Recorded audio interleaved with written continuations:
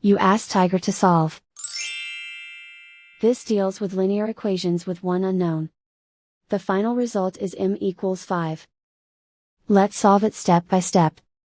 Group all m terms on the left side of the equation. Subtract 7m from both sides.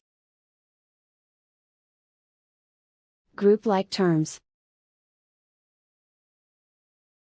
Simplify the arithmetic.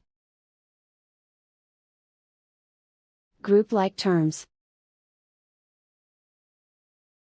Simplify the arithmetic.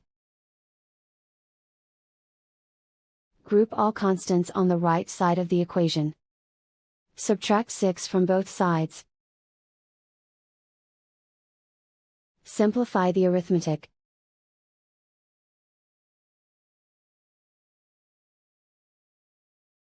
Isolate the m. Divide both sides by 3. Simplify the fraction. Find the greatest common factor of the numerator and denominator. Factor out and cancel the greatest common factor. And so the final result is m equals 5.